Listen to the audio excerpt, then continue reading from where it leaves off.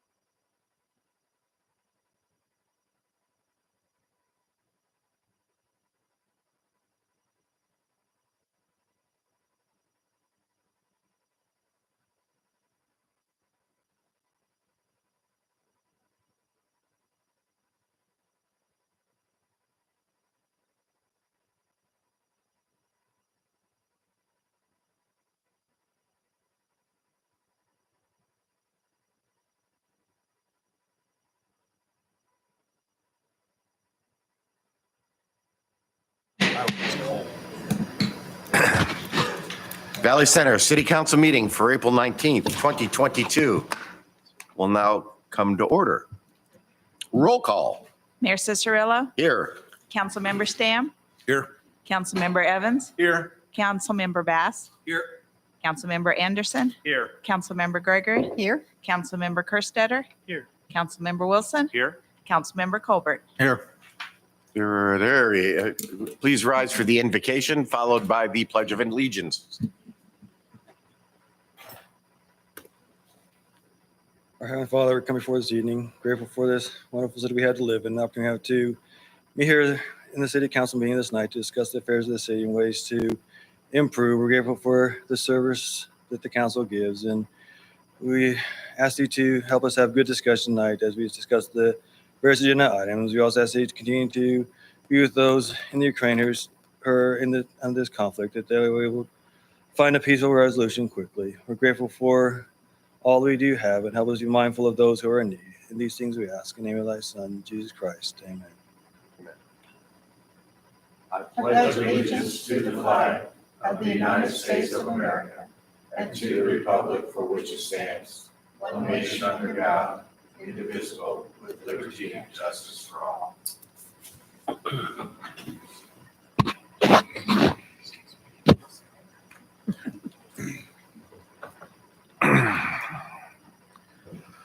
There is a addition to the agenda, Council. Item H has been added, ordinance 1376-22, acquisition of easement along Ford and Seneca Street. Move to approve the agenda as amended. Second. A motion and a second. Is there any further discussion? All in favor, raise your hand. Motion carries. Thank you very much. Item 6A, City Council meeting minutes of April 5th, 2022. Move to approve the council meeting minutes as presented. Second. I have a motion and a second. Is there any further discussion? All in favor, raise your hand. Motion carries. Thank you very much. Presentations and proclamations. We have a couple. Item A is recognition of People Saving People Award to Captain Matt Vogt. Chief Newman?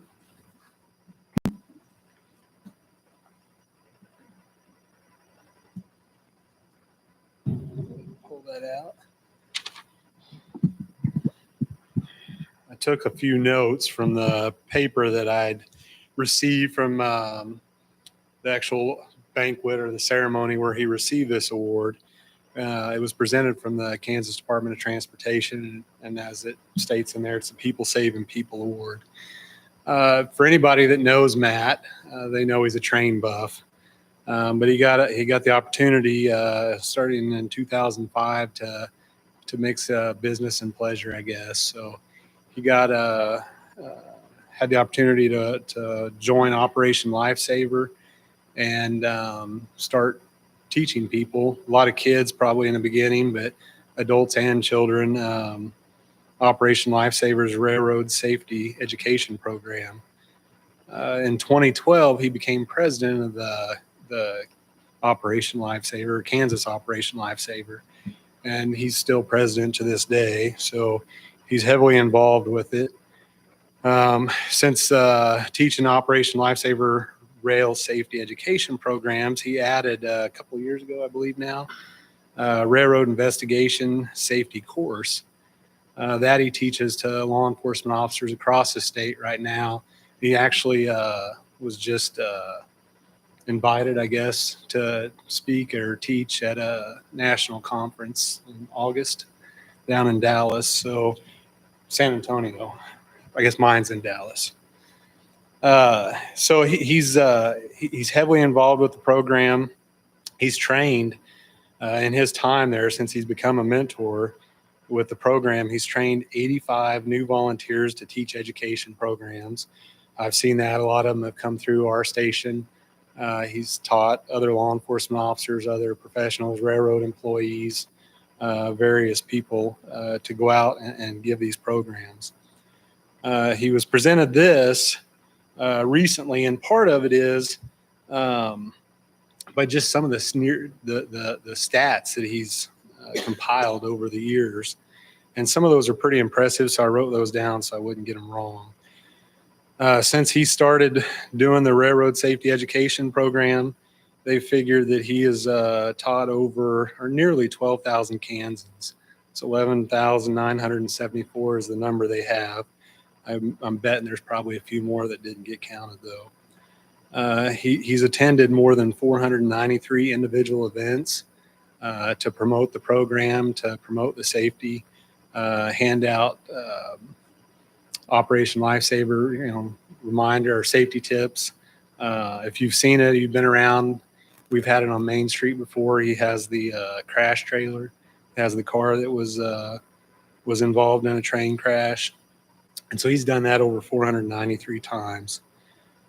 Since becoming president of Kansas Operation Lifesaver, and I didn't get the whole stats compared to what they are in other areas of the state, but Cedric County, our collisions have dropped roughly 75% in the last 5 years.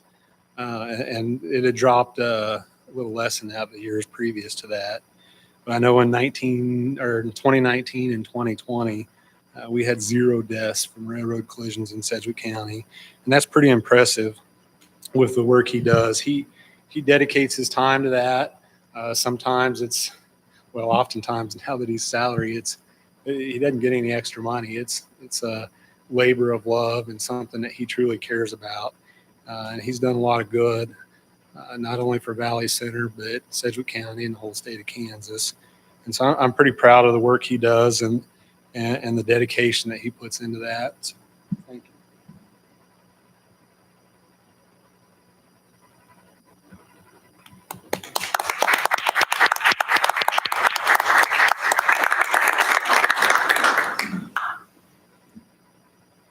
All I can say is on behalf of the governing body, I personally cannot tell you how proud we are of you, and glad you stayed with us, stuck around, still work here, plan to retire here, and all those good things I know you do. Congratulations.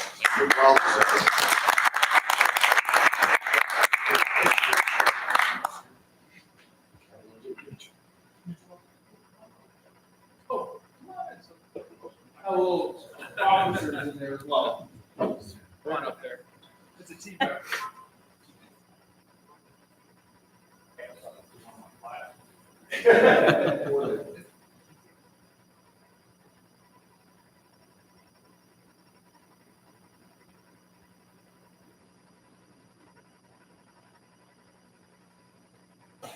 Yeah, thank you.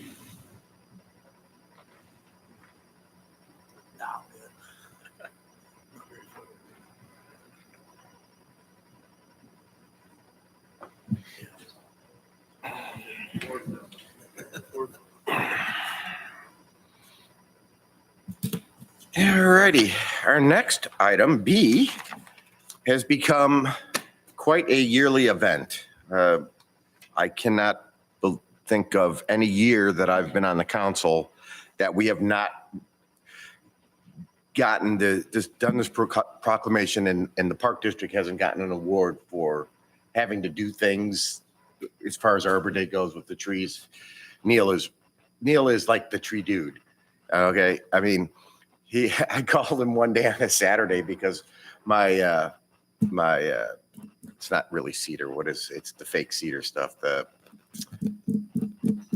And it's another word. It's not a true cedar, but it's yeah, or no, it was, well, I don't know, but it had all that fungus. But anyhow, one day I walked out and there's all this yellow stuff all over this tree. And so I called my tree expert and said, I took some pictures and said, what is this?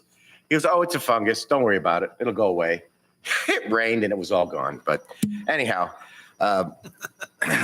trees are great. And you know, and this council has, on more than one occasion when there's been new construction, have been concerned about existing trees in lots. And we do kind of try to preserve removing them. And we remove them, at least we try to get them replaced.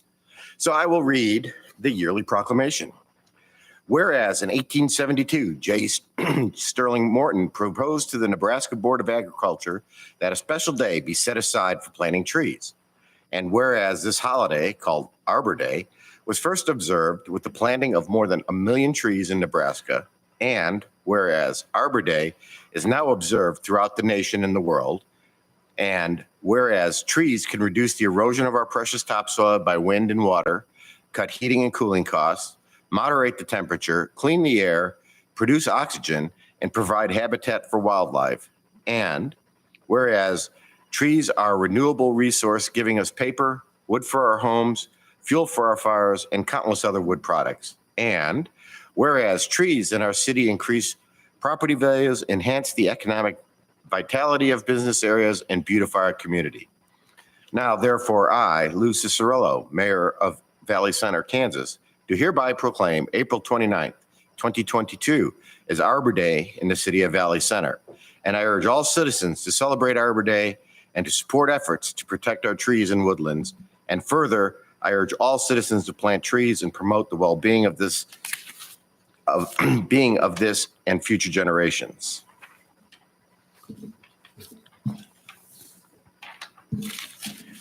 And item C, Wampo transportation updates. Good evening, Mayor and Council. So, come on up. We are lucky to have a few Wampo staff here with us. We are really fortunate to have a great partnership with Wampo. Wampo, of course, has some projects that they have done throughout Valley Center and then have some more upcoming. Our representative is Councilmember Colbert, and then I serve as the designated alternate on the Wampo kind of TPB and TAC committees. So I'll turn over to Ashley and Chad, who will give us some updates.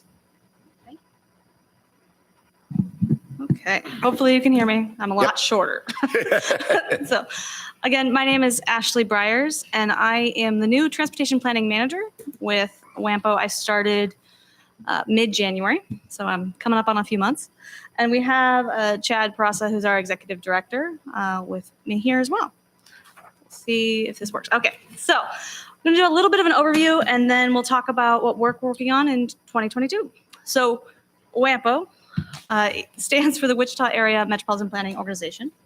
We are a federally required transportation planning organization, and we really help coordinate transportation and bring together conversations, and then also allocate federal funding.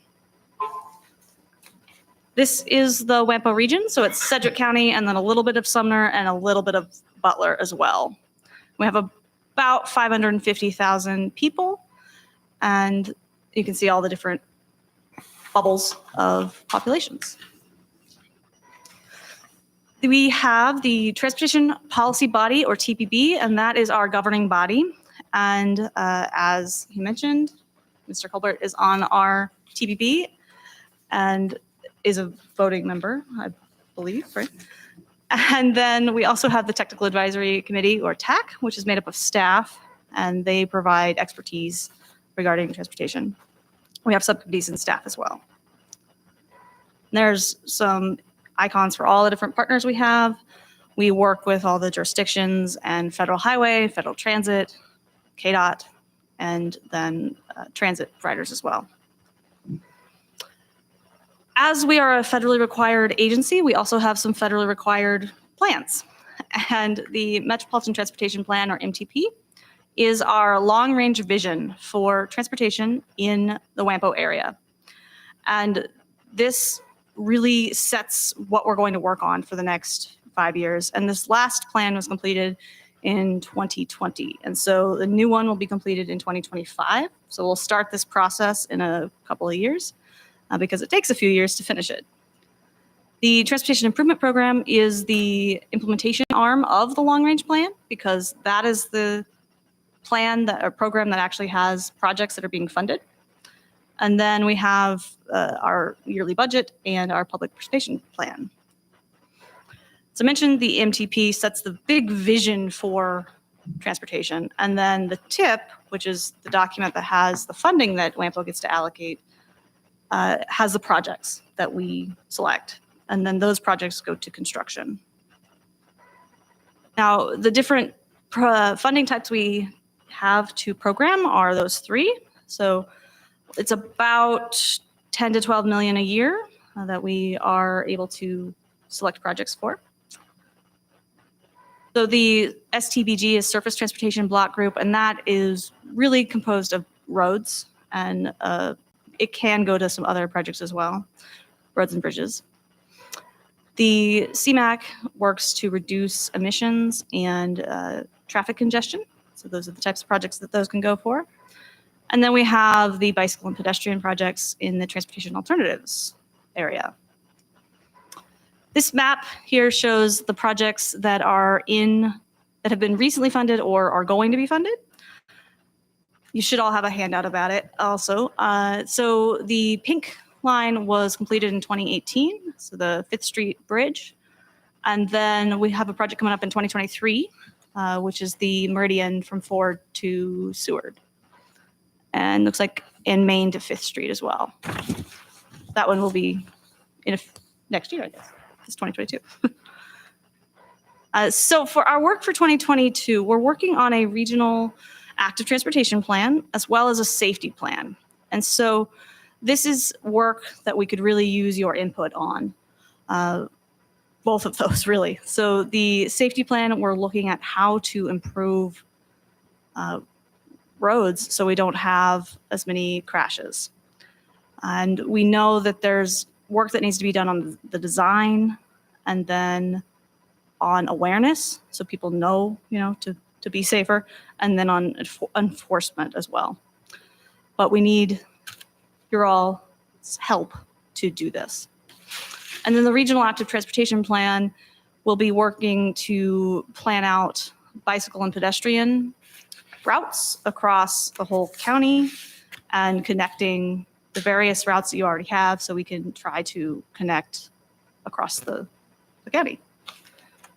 So how can you be involved? If you could participate, you can come to our meetings, be added to our email list, and provide comments on our proposed plans as well. That is a really short nutshell of what we're doing in 2022 and a little bit about what Wampo is. If you have any questions for us. Council. Councilmember Colbert. Yeah, the only question I got is if you guys could run over just a little bit about the I-35 and project, how it's going to affect us. Yeah, Chad, do you know specifics about that? Honorable Mayor, council members, good evening.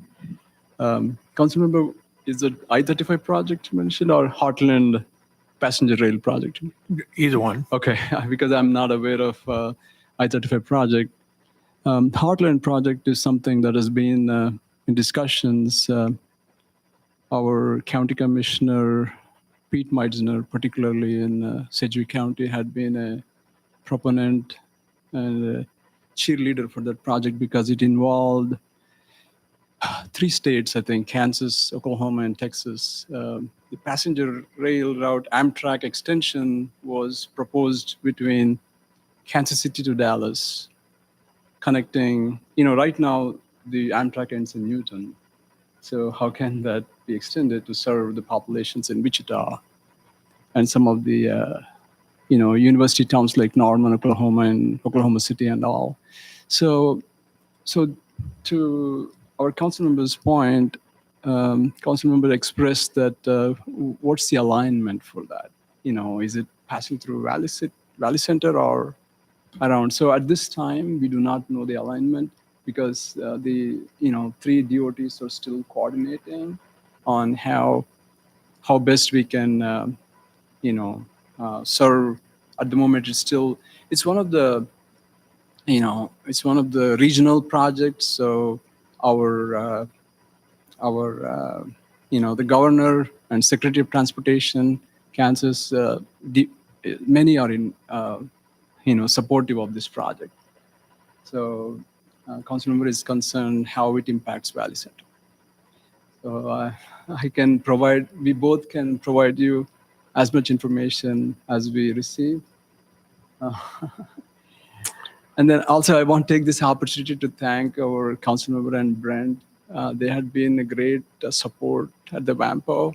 Like Ashley said, we need all to make it transportation system and safer. And we heard our recognition today. We are so committed for making roads safer. Ashley and staff, we all are committed how to reduce fatalities and crashes on the roadways as well. Those are the known things that we are working on. And then I want to also thank Brent and council member for, proposing this Meridian project, which is an important corridor that connects rest of the Wampo region. It's about $7 million that was awarded for this project that's beginning in 2023.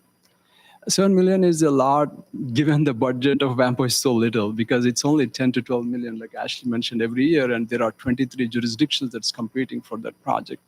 And then project selection committee were pleased to see that Valley Center is an important part of Wampo, and then Meridian Road is important for feeding into rest of the Wampo region. But council member, I would provide, information as we receive more. But I-35 project, I'm not going to think at the moment. The North Junction, though, it's all known. You mean North Junction? Yeah, that was the projects that were already recognized or under construction, and then the improvements are going on with gold phase and green phase. Now the focus has shifted from that to Kellogg, but North Junction it seems that all the solutions for the North Junction were put in place. It's a matter of unfolding those solutions and making the construction happen and making sure the movements are safe and smooth for the commuters. Councilmember, Any other questions? did you have anything else? You did have, you still have the floor. No, that's okay. Chad, I really appreciate you guys coming out here and giving us a small briefing on this, because it will, to me, in the next couple of years, it looks like it's going to be a lot of work, and closing down 135 is going to be something else on there. So, and with the railroad trains coming through Valley Center. But I appreciate it, and I appreciate you guys' support at the meetings too. Thank you. Okay, moving on. We are at that time of the council meeting where anybody, I have to do through it even though I know there isn't, but this is the time that anybody may come and speak to an item that is not on the agenda. Seeing none, we will move on. We have no appointments. Moving on to old business. Item A, authorization to approve HVAC contract.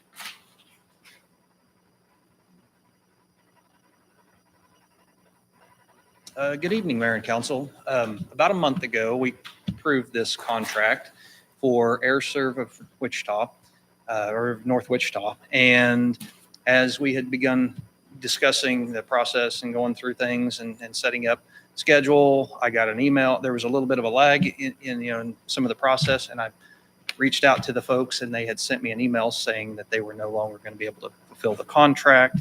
Very abrupt situation must have happened, and they responded saying, we wanted to give you as much lead time, but we're not going to be able to fulfill the HVAC contract at this time. So this is why we're bringing it back to you. We did have 3 other bidders. Our low bidder for that project was Brian's Heating and Air, as it was mentioned in the memo. The other choice you do have is we can scratch it and go back out for bid. Our recommendation is that we would move forward with the low bidder that was recommended or mentioned in the bid tab for the approved amount, or for the proposed amount, of $30,714.50 for a 4-year contract. It's a 2-year with a 2-year to move forward. So, stand for any questions. Any questions? There we go. Councilmember Kerstetter. Yes, sir. So this might not be for you.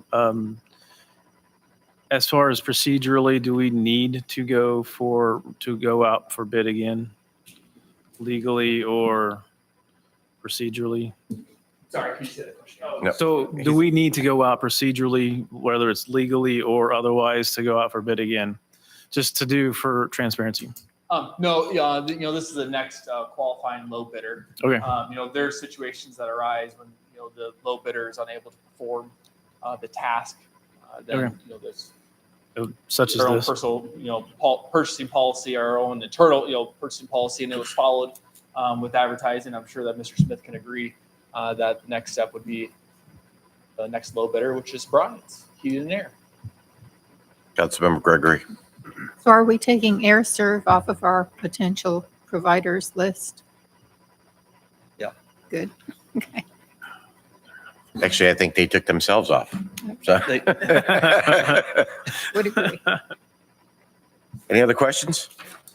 Do we have a motion? I make a motion to accept the bid proposal from Brian's Heating and Air Conditioning for the amount not to exceed $30,714.50 for 4 years of service and authorize the mayor to sign. Second. I have a motion and a second. Any further discussion? I thought I had a question, but I can't remember what it was. So all in favor, raise your hands. Motion carries. Thank you. Thank you. Item B, ordinance 1374-22, annex land on the corner of 93rd and Meridian. Good evening, Mayor and Council. I'll stand for any questions. Unfortunately, the property owners that are requesting the annexation were unable to join us again this evening, but they're really excited for this project. They're moving at a rapid pace, as you can see by the voluntarily annexation ordinance getting passed so quickly. Right now, tentatively, the engineers have been hired and are on standby waiting to get all of the preliminary plating accomplished. The survey crew should be up this week, if not next. They do plan on having the final plat before you during your August meetings. So the entire property will be platted here coming up very quickly. And they do want to have potentially shovels in the ground with utilities yet this fall. So they're eager and excited for the opportunity to invest in Valley Center. Stand for questions. Council? Motion? Motion to approve for second reading, ordinance 1374-22, authorizing the annexation of land at 93rd and Meridian. Second. I have a motion and a second. Any further discussion? All in favor, raise your hands. Motion carries. Thank you very much. Item C, quiet zone update. Good evening again, Mayor and Council. Unfortunately, our city engineer was not able to join us this evening. He called in, and unfortunately was ill. I told him, please quit passing around the bug that I think is plaguing some of our houses and stay home. So I'm here to kind of give you a quick update when it comes to the quiet zone. I know a lot of you have been contacted by some residents and some constituents in your area. We do have a member from the public here this evening with us that has some questions. I want to make a few statements. And so I'll probably let this individual come up first, and then I'll follow up to answer questions. As you recall, this was an item that we did pass and approve as far as the scope and service with PC to evaluate, give us cost estimates on creating quiet zones. They did present to you all last fall, I think August timeframe, information regarding how much each crossing could potentially be. Kind of did a little overview of the schematic and the drawing and kind of the price per crossing. That total was over $5 million. And so the next step was really to re-examine those, making sure that it's what actually BNSF would even approve if we did continue forward. And so the next step was set up a meeting with BNSF. We are still waiting to establish that meeting. As you all know, the railroad moves down the track at their own pace. And so we are anxiously waiting to get that meeting set up so then we can make sure that what we propose is a viable option. Or if we have to go back to the drawing board before we really start spending some serious money at looking at quiet zones. Of course, with the transportation plan, the infrastructure bill that was passed by President Biden, that information did have some rail crossing upgrades in that bill. And so part of that, multi-trillion-dollar package there did include some rail upgrades. That information is still trying to get disseminated down as far as how they're going to get those funds on the street. So we are actively looking at those grant opportunities for crossings. So kind of want to give you a quick backdrop, and then I will invite Justin to come and discuss with you as well from his standpoint as a new resident here in Valley Center. Justin? We need to state your name and address. Yes, sir. Justin Downing, 415 West 3rd Street. Good evening. I've talked to a few of you folks, that is to say the council members, with regards to this issue over the last couple of weeks. I've had some good discussions, some information gathering that I was trying to do with regards to this particular issue. And I appreciate your input and your information that you conveyed to me. It helped inform my own experience in this regard. After those discussions and after doing my own research into some other cities that have done quiet zones, I remain in support of doing a quiet zone here in Valley Center. I think it's a quality of life issue. I think it can improve the quality of life. I think it can improve the value of people's investments in their homes over the long term, because a quieter neighborhood is a more peaceful neighborhood. And I think there's a lot of value to that.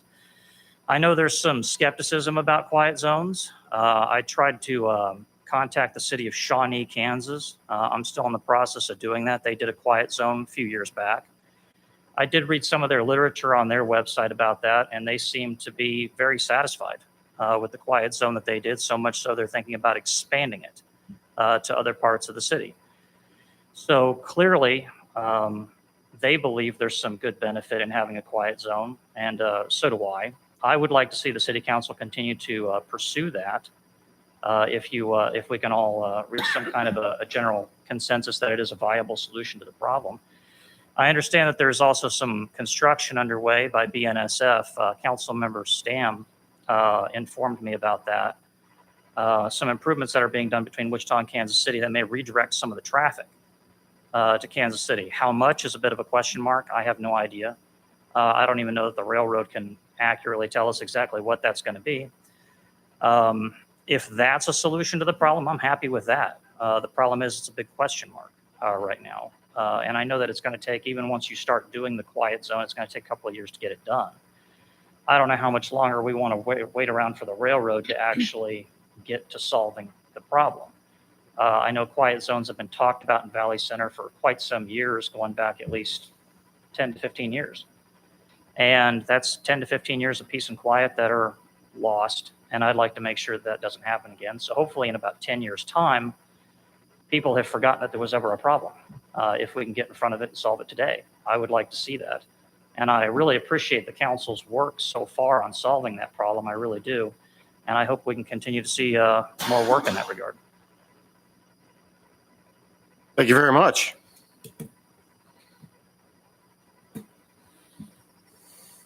Any follow-up questions, or we'll continue to, I'll have PC add this. I'm not sure why it hasn't been. I think it was in some of the status updates, but in the, bi-weekly status reports that you receive that are also found on our website at valleycenterks.org. We'll make sure to add that onto that list as well, so everyone stays updated.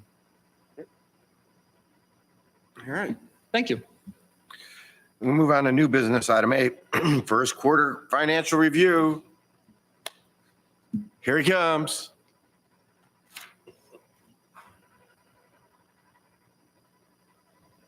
Good evening, Mayor and Council. How are you all this evening?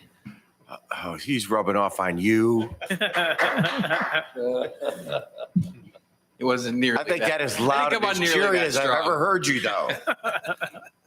You're not at his level, but you're starting to climb the ladder, okay?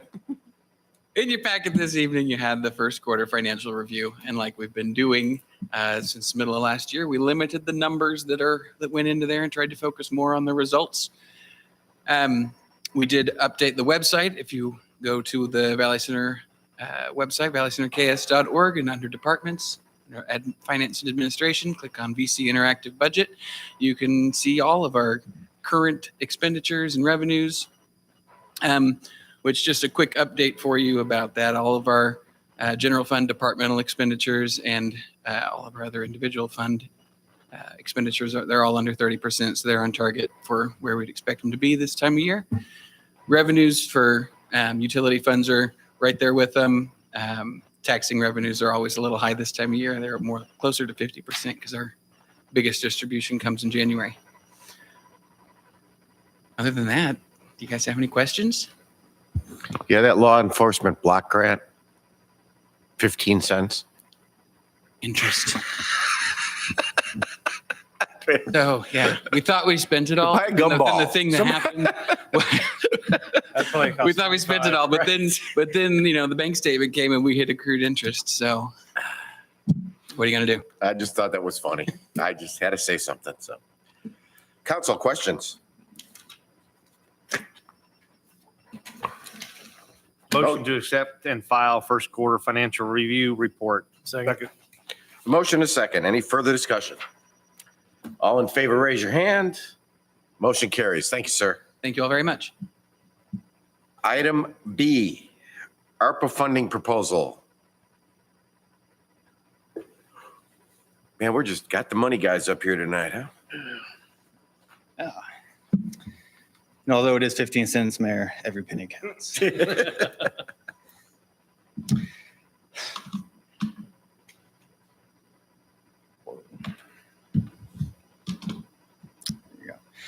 All right, so at our last meeting, we talked about the ARPA funding and what we currently have in our, the new rules that came out with the final rule regarding ARPA.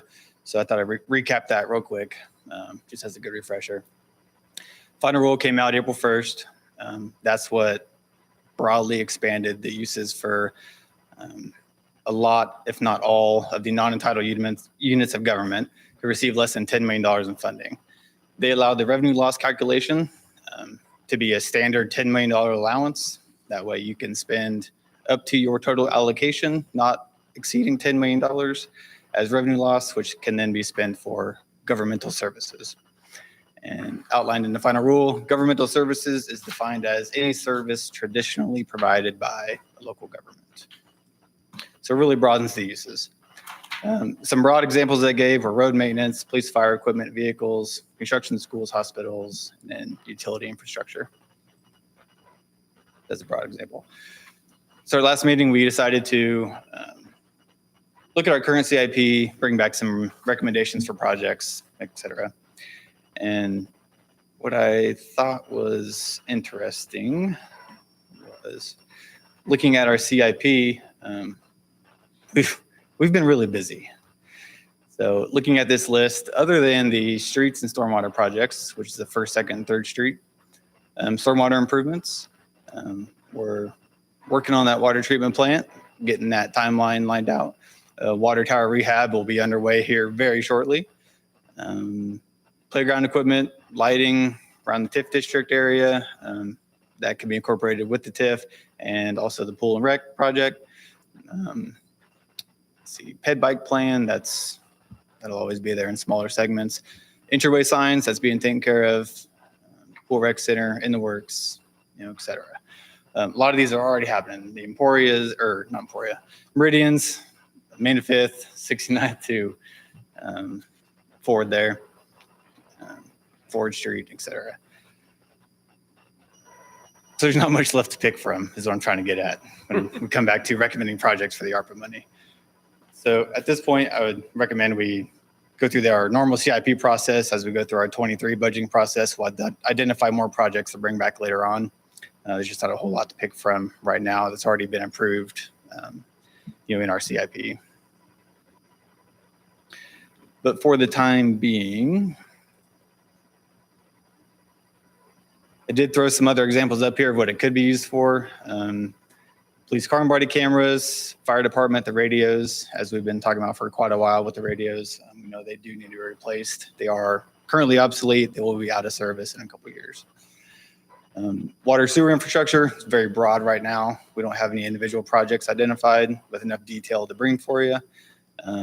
Small business assistance, that is a portion of the ARPA funding that can be used to provide small grants to local businesses for facade improvements or just payroll assistance, et cetera. So we're looking into that as well. What details we'd have to monitor, keep track of, to make sure we're still in compliance with the uniform guidance and all the federal rules. Utility meter infrastructure, moving forward to everything. We've discussed internally AMI meters. Those are the meters that constantly send readings up to cell service, which are then automatically sent to a login portal for residents. We can go that direction. There's always design fees for projects we're working on. Water treatment plant design is going to be around $600,000. could also use sidewalk improvements, road construction projects, park improvements, et cetera. So there's a very broad range of projects right now. Regarding future potential projects, if the two items we're asking for tonight are not approved, I think we should identify those through our CIP project during our normal budgeting process later on this year. Give us some time, get some more details, and then any recommendations council wants to provide up to that point for us to look at. Tonight, we are requesting purchases for police car and body cameras, and then the radios for the fire department.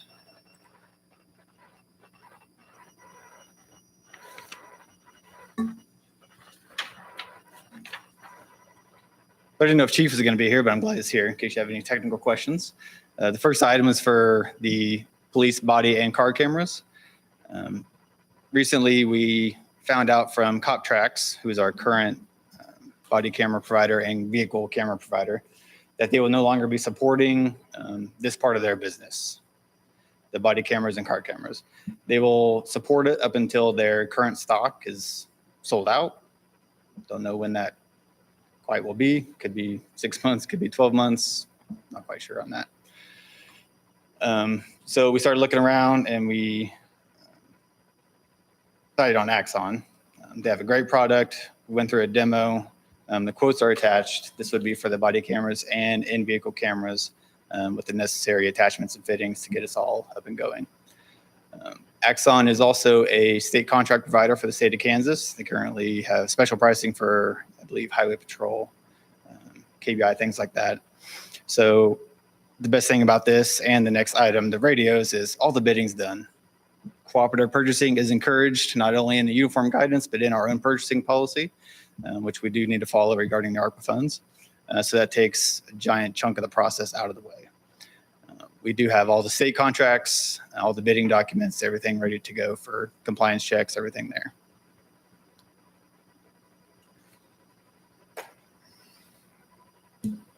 The cameras themselves, they are on a 5-year timeline.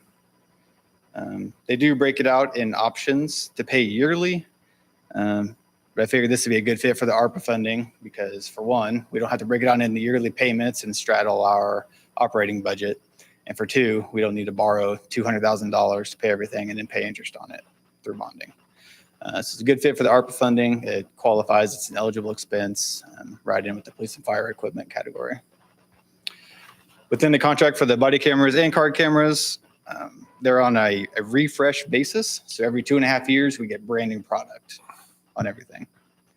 So the battery life on those normally lasts about 2.5 years. So those refresh periods are built in. So after 2.5 years, get all new products. After 2.5 years again, at the end of the contract cycle, we'll get all new products. So these will minimally last for 7.5 years, all this product. That's the good thing about Axon. And we did also find out that they do have a way to seamlessly integrate into the new RMS system that Cedric County is incorporating, that we have partnered with and are joining in whenever they get that up and running, along with, I don't know how many other surrounding agencies are joining in on that. Almost everybody. Yeah, on the CAD side. So that pretty much covers the body and card camera piece of this. Either go ahead and handle the motion part on this or keep going through the camera. I've got two council members I want to ask questions. Is Okay. it specific to this item, council members? To the cameras? Mine is. Okay, it's just, okay, Councilmember Colbert. You know, what you already stated that the cameras are going to be good for 5 years. If we, at the end of 2 years, have to get new ones, and you're saying that there's no price increase, It's all built in. That's the pricing. and that's So- going to remain for the full 6 years? It'd be a one-time payment right now. We just pay the whole amount up front. And that way we're covered for the whole 5 years. And at the end of that 5th year, it'll be another refresh. So we'll get all new equipment that will last another 2.5 years before it's recommended to be replaced. And So how many units is that?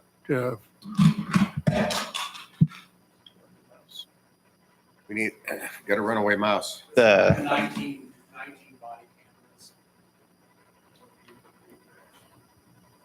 cameras. Okay, does that apply to the detectives and all, right? Okay, Covers Okay. everybody, animal control and code compliance. okay. What was the last one? Code compliance, code enforcement. Councilmember Anderson. How many, do we have 19 units currently? Okay. What happens to that equipment? What happens to that equipment that we currently have?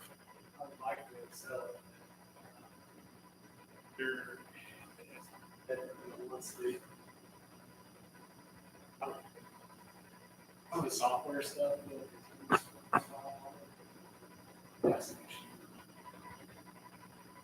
Okay.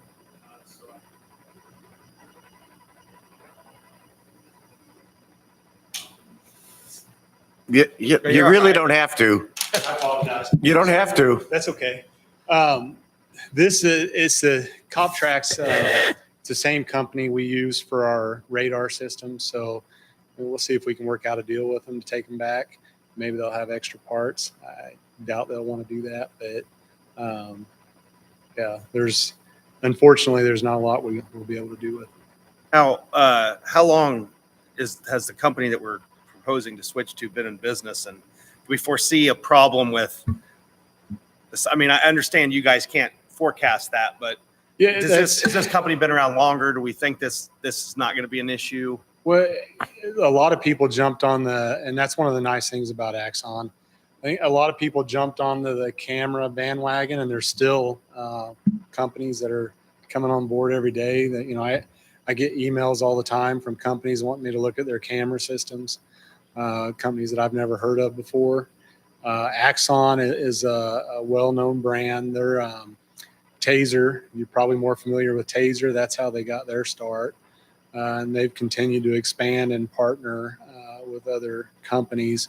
I don't see Axon going anywhere anytime soon.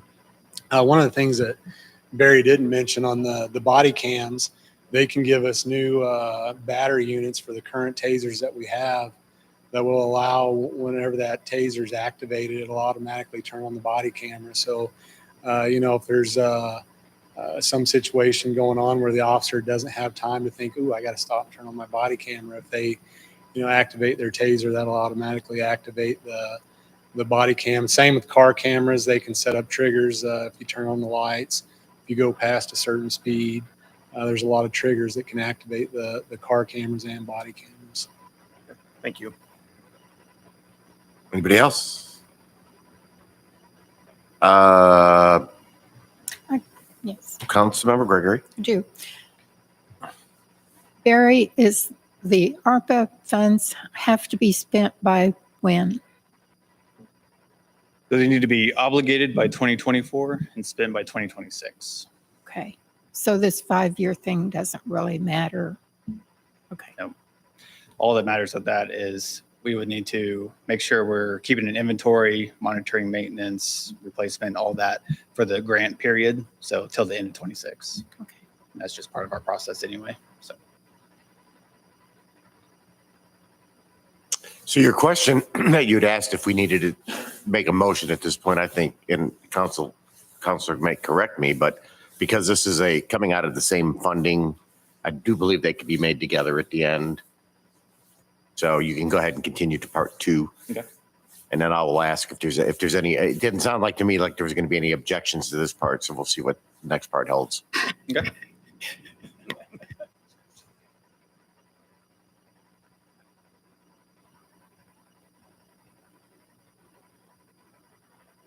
Okay, so the second part of this was radios. This will cover the fire department, 25 portable radios and 7 mobile radios. These are or will be provided by Motorola Solutions Incorporated. Check their SAM.gov accounts. That's their official name. Our current radios are now obsolete. And with the Cedric County flashover for phase 2 in 2025 to their emergency communications department, our current radios will no longer be able to interact with Cedric County 911, which obviously we can't have that happen. The urgency behind this one and why we're bringing it to you tonight was earlier in the year when we were talking about this, we mentioned the contract that Cedric County had with Motorola. That contract was a 44% discount off MSRP. And It was scheduled to go through August of this year, and then they were expected to renew for 2 one-year additional periods. So we had time to figure this out. Well, recently, Cedric County notified us that they went ahead and bought all the radios they need for sheriff department, fire department, fire department, everything. So now their contract ends August 1st of this year. Motorola is also on state contract, but the state contract discount is like 22 or 23%. So we're getting double the discount if we purchase now. We've already reached out to our representative at First Wireless, who is the authorized vendor for Motorola, and they said they will honor the quotes they gave us back in November, was it? November, December, at that pricing if we go ahead and get our order in now. We do need to get that in now because there is a 5 to 6 month lead time on these radios. So that's the urgency part behind this. We don't want to miss out on that additional discount. And then paired with the next item on the agenda, it's a great time to pair these together and make it one big purchase. And then attached here is just all the compliance checks we've done so far, the vendor checks, the contractor checks, make sure they're eligible to receive federal funding, et cetera. And then the quote is attached here. I'll stand for any questions. Councilmember Anderson. I have more of a statement than a question. Basically, these 2 items that you've brought to us have to be dealt with. It's not something we can kick down the road because we're not going to have support for the body cams, and this technology is obsolete, and we have to switch over anyway. Right. Added on top with the discounts we're getting, I think these 2 fit perfectly in being able to spend this money for our constituents wisely. Councilmember Kerstetter. So we got half of the allotted amount already. Is that correct? Yes. Okay. So, and that's what we're talking about allocating right now, correct?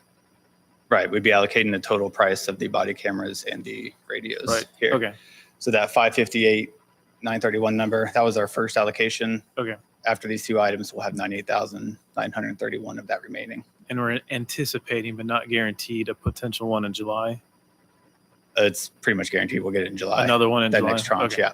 So then we'll have another discussion. Right. Okay. So that'll All bump right. us back up Well, to, so in this, I don't know how long, but the first time I was on city council, we talked about doing radios for both police and fire then too. And so, yeah, this is a no brainer. Let's get it done. Wish it didn't take 5-6 months, but I'm glad we have a source of the funding. it's came at a great time. Yep. Who wants to read the motion? Yep. And like I said, we can read them both unless there's objections to putting these together, which it didn't sound like to me. You may go ahead and read. Whoever wants to read the 8-line motion is. Move to authorize purchase body and car cameras from Exxon Enterprises Incorporated in amount not to exceed $190,000 using ARP SL FRF funds and and move to purchase 25 portable and 7 mobile radios plus additional fitting attachments and chargers from Motorola Solutions Incorporated for an amount not to exceed $230,000 using ARP SL FRF funds. Eat that.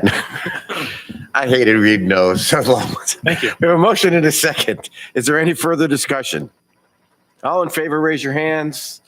Motion carries. Okay, just for the record, we have just taken care of new business items items B and C. No. Oh, that's just B. Just No, B, I'm sorry. We're moving to C. Notice the 2 or you want it? Oh, he can sit.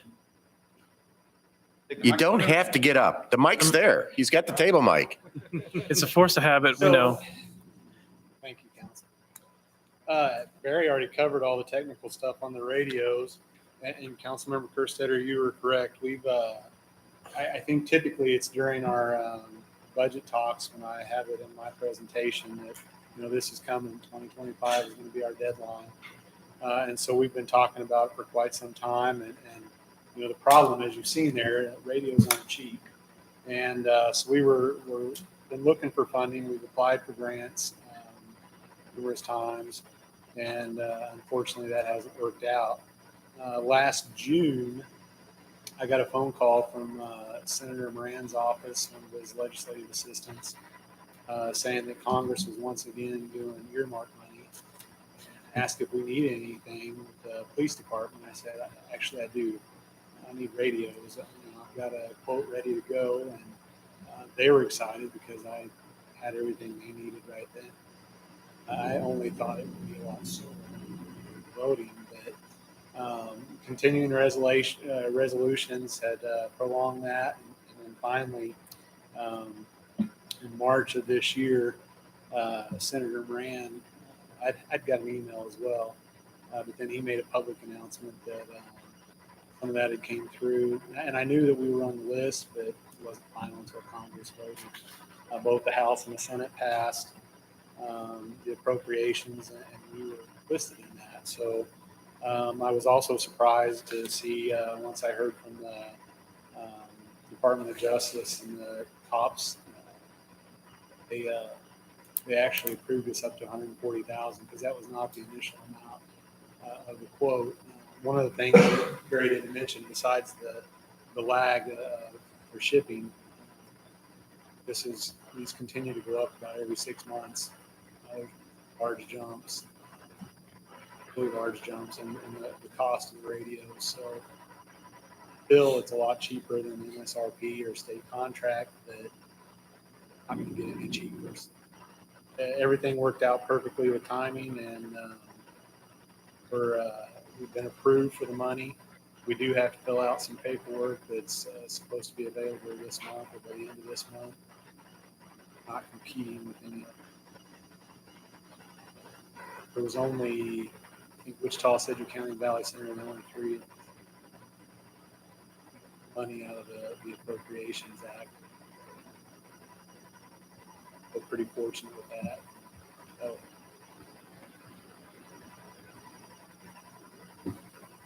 Well, all I'm going to say is I think we might have to owe Councilmember Colbert some gratitude on this part, since Senator Moran did show up here and he did tell me how he was amazed at how wonderful the things were in this town. So that might have put the bug in his ear when this came around too. So take it.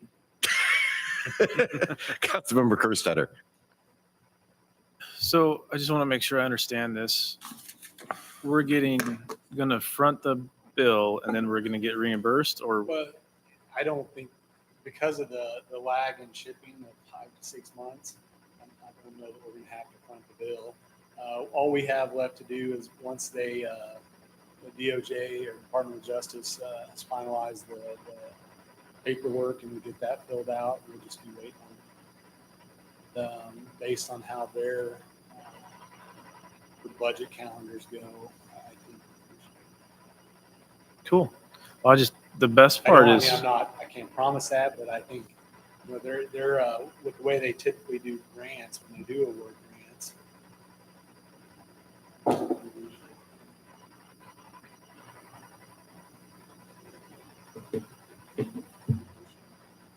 but the best part is not coming out of our budget.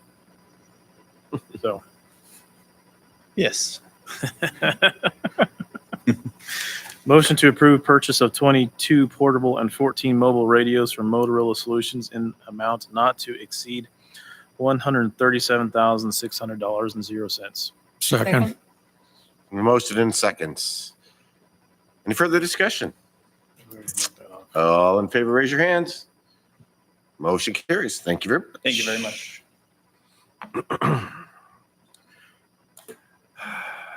Item D, ordinance 1375-22, acceptance of land from Cedric County. Good evening, Mayor and Council again. This comes before you. This is part of North Seneca Street. If you recall, during the TIF drawing of the boundaries and all those things, this is that unique area about 330 feet long by about 30 foot wide on North Seneca Street that was still technically in the county, that we all had thought was in the city but was not, and so we removed that section, that legal description from the TIF district. But now this is actually thanks to Jim Weber and everyone at Cedric County and all their due diligence and their legal team. Now they have passed this of voluntarily giving that and kind of or allowing us to now annex this portion of the 330 feet section of north half of the southwest quarter of section 32 on Seneca Street. Can you bring up the map? So that little spot in front of the house that's It's inside Valley actually in Center. it's in the PDF. Oh, it's in- Yeah, in the it was like, PDF. I think you're a page or two. Yeah, keep going. Right there. Right there. So we all had thought that when that property on the west side of the road was annexed in, that it then went all the way to the right of way on the far east edge. However, it had not. So this is cleaning it up. I'll So stand for questions. basically what would happen is if we plowed the road, we'd lift the plow, drive 300 feet, drop the plow again, and then the county would come along and take care of that 300 feet. Mayor, if you want to think that, by all means. You know, those county maintenance end starts and end signs, that was 300 feet apart. So, You know my thoughts on snow coming from the north. so I've had my comments. Motion to approve for first reading ordinance 1375-22 to annex a portion of North Seneca Street. Second. Motion and a second. Any further discussion? All in favor, raise your hands. Motion carries. Thank you very much. Item E, approval of plating agreement with SEH Short Elliott Hendrickson Inc. SEH. Good evening again, Mayor and Council. I guess these next few items are mine. So before you is an agreement. I had received 3 quotes. This is really with selling part of the frontage on Ford Street. The next item on the agenda as well is in line with kind of the justification of why we need to now plat that property. When the Meridian project and Ford Street and all the drainage was done a few years back, that area that became kind of the drainage way and all those things just remained as one lot. And so if you scroll, Barry, to kind of that flyer.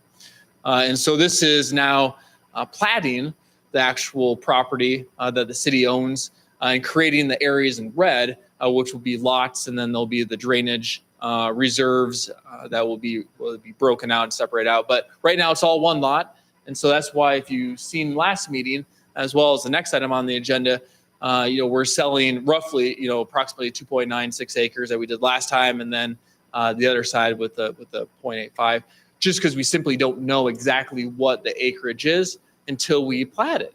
And so this is approving the agreement with SEH for platting this entire parcel, all these different lots. And then we'll factor that into the price, of course, when we're negotiating with all the companies.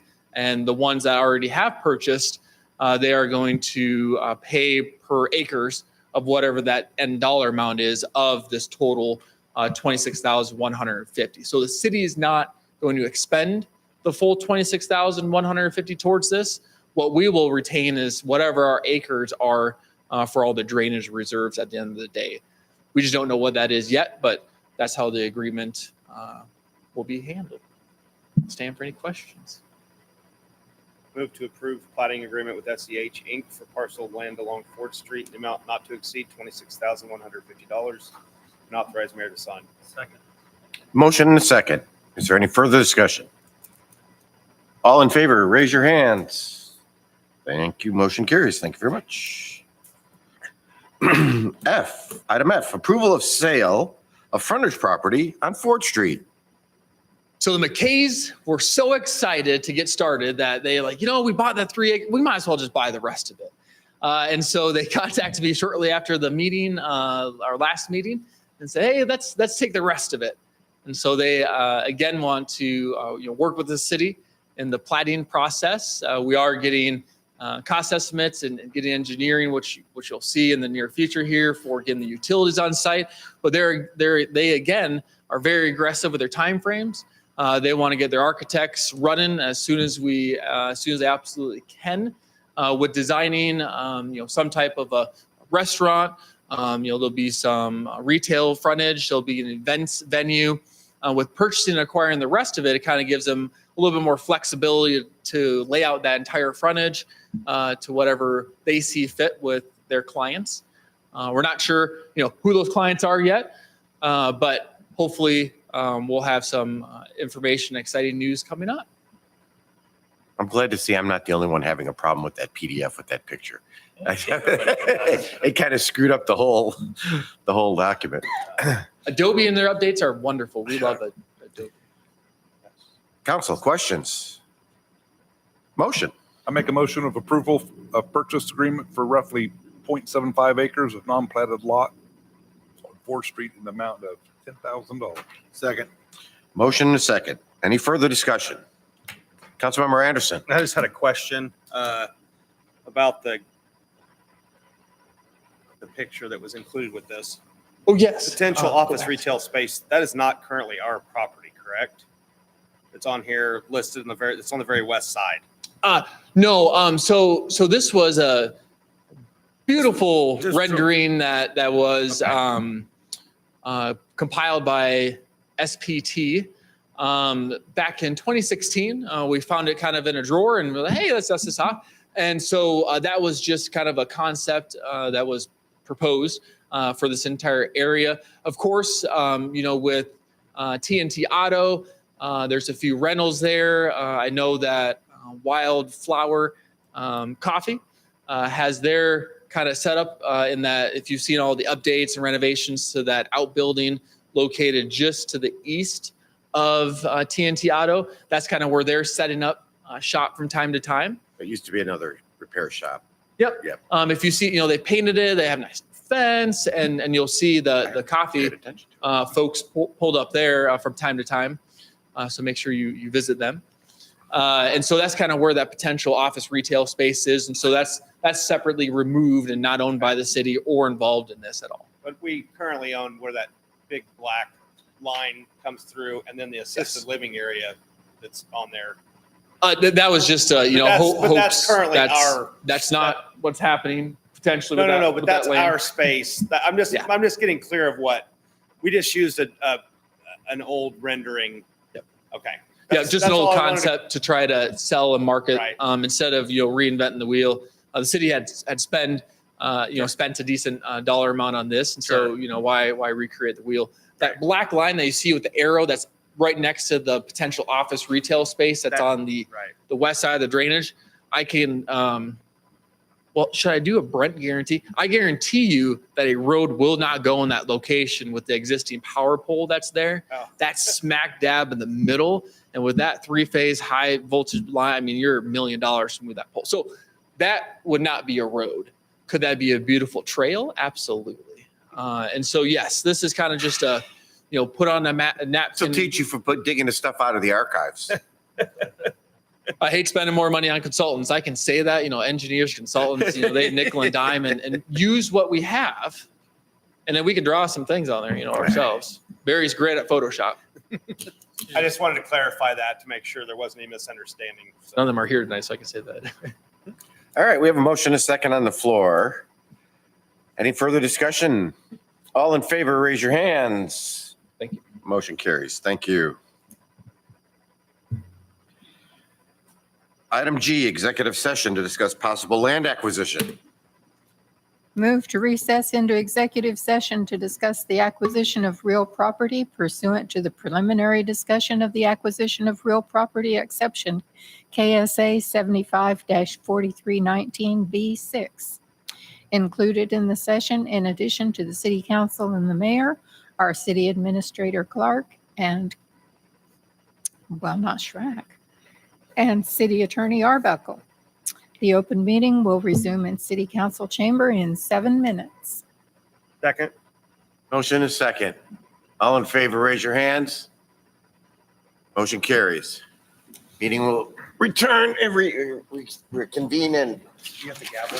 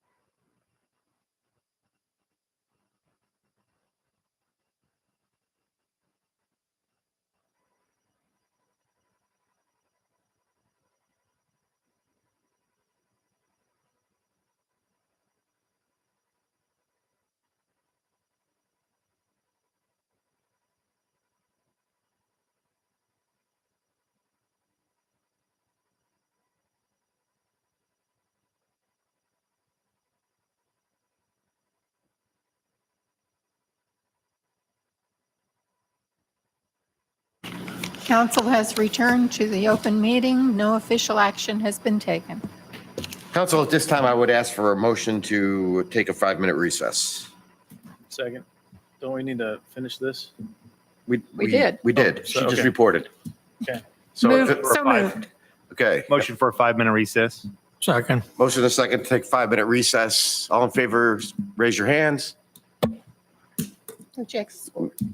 Meeting will resume at 8:23. Bottled water.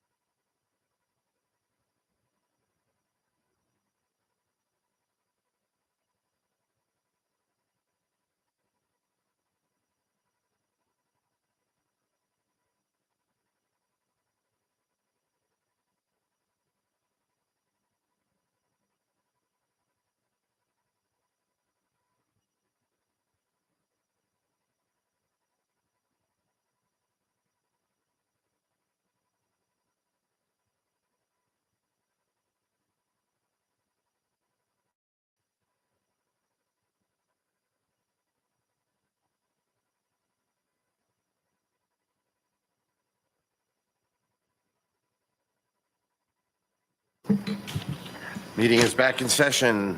Moving on to item H, ordinance 1376-22, acquisition of easement along Ford Street in Seneca.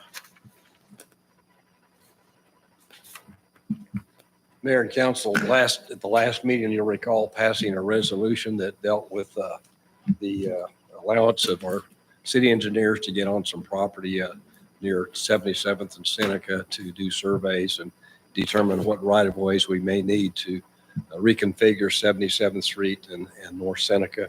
That resolution, as the statute provides, simply provided us authority to get on there, conduct those surveys, and for PEC to tell us what we needed in the way of right-of-way actions and condemnation actions to reconfigure North Seneca. What you have tonight is an ordinance that actually allows for the declaration of those various easements and provides for the filing of the suit to obtain those easements. And I'll go through them very briefly, but what we're asking the council to do tonight is waive first reading of the ordinance, and if you don't have problems with it, pass it at this time so we can do publication and perhaps saved at least a 2-week delay in moving forward on the condemnation action. Briefly, what we have is 3 tracts that are described. The first tract is described as tract 1 as a temporary construction easement. And what that allows us to do is be on land that's going to be to the west of Seneca Street as it's reconfigured just to do construction activities. At the end of that time period, we estimate late April of 2023, that easement will vanish. It's simply a construction easement, and that's what the first tract and first easement is for.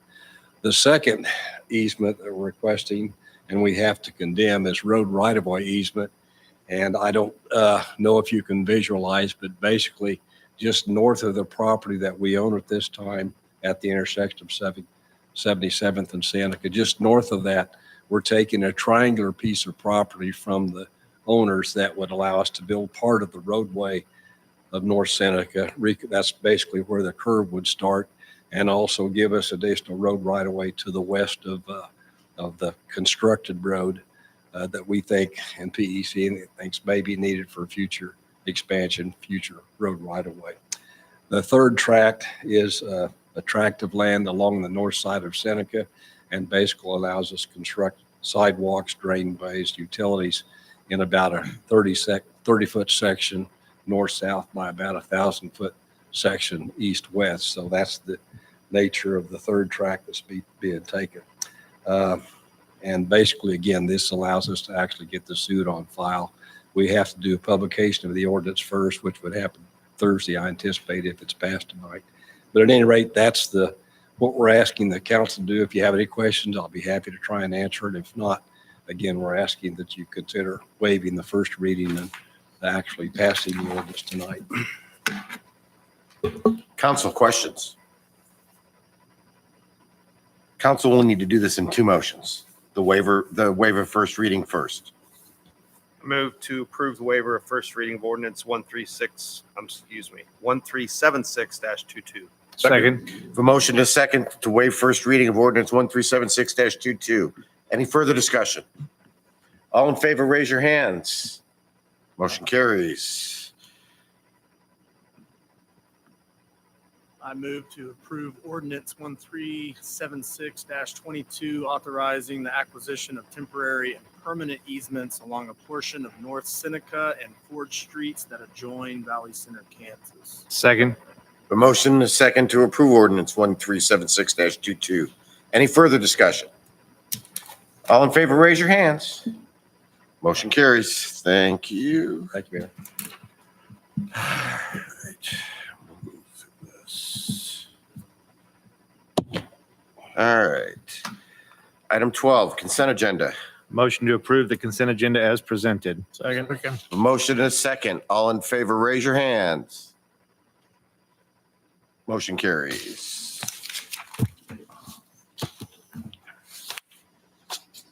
All right, let me get caught up on this. My PDF did not download very well. Done old school. All right, moving on to staff reports. Mr. Schreck is not here. Mr. Owens. Chief Newman. Mr. Eggleston. Okay, I wasn't going to let you not get up.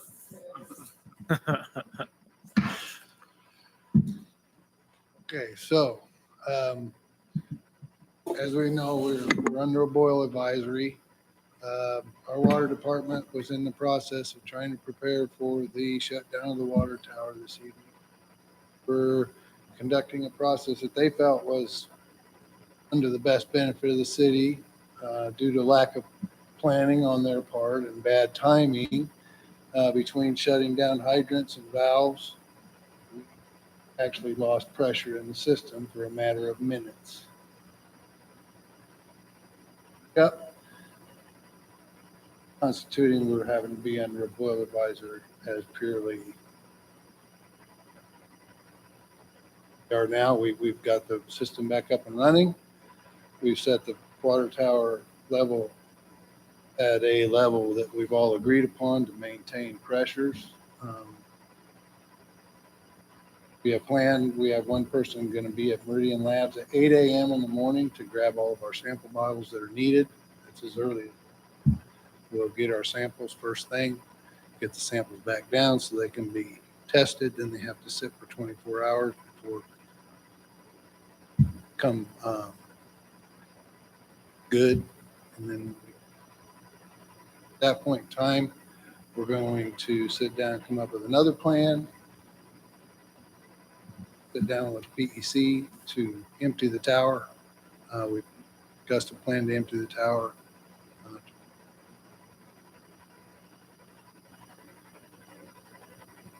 What was your approximate time potentially to have KDHE approvals and lift that boil advisory? Sorry, I didn't hear that. Yeah, it will probably be Thursday before it will be, because the tests, we'll have to get the tests, get them back in tomorrow. They have to go through and test the samples, and then they have to sit for 24 hours to make sure no bacteria grows.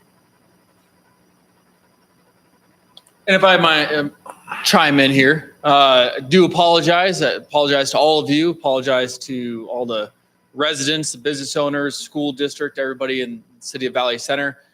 This was oversight on my part. I take full responsibility for the actions by our city crews.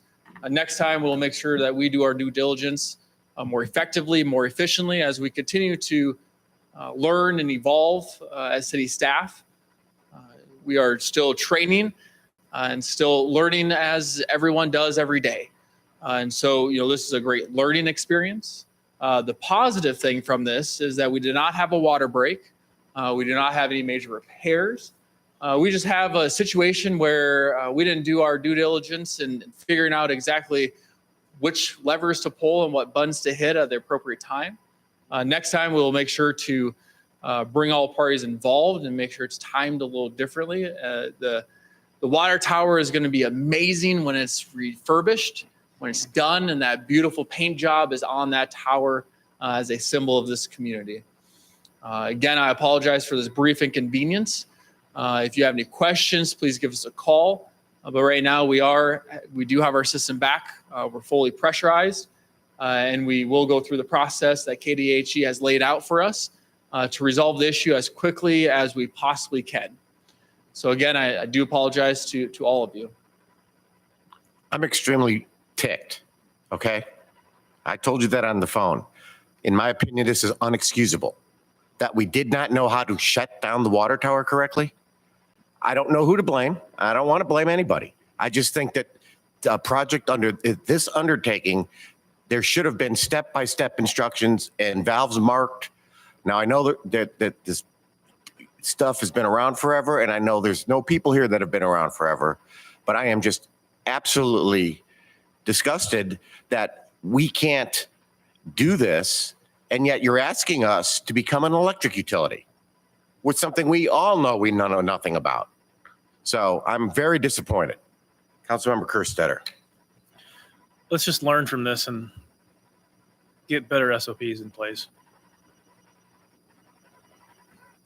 Councilmember Colbert. what areas was notified, or is it the whole city? On the entire distribution system lost pressure, so it's across the entire system. What was your notification center? What notifications? Who did you send? TV, radio, what? Yes, TV was contacted via the same email that you all received as well. We sent out a push notification thanks to our app that did reach, I'm not sure how, 743 that signed up for that. We posted on social media, Facebook, Twitter, Instagram. We have a news flash across our website as well. That's currently there.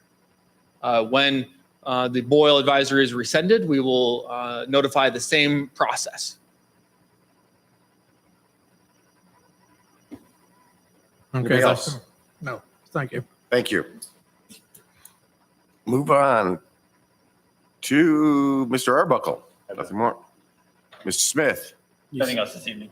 Mr. Clark. Nothing else. Move on to governing body reports. I have nothing else. Councilmember Stam, I have nothing. Councilmember Evans, I have nothing, sir. Councilmember Bass, Nothing from me. Councilmember Anderson, No, thank you. Councilmember Gregory, Nothing. Councilmember Kerstetter, Nothing tonight, thank you. Councilmember Wilson. I have nothing, sir. Last but certainly not least, Councilmember Colbert. If there's no other business before the council, make motion the meeting be adjourned. Second. Second to adjourn. All in favor, aye. Aye. Opposed, nay. Meeting adjourned.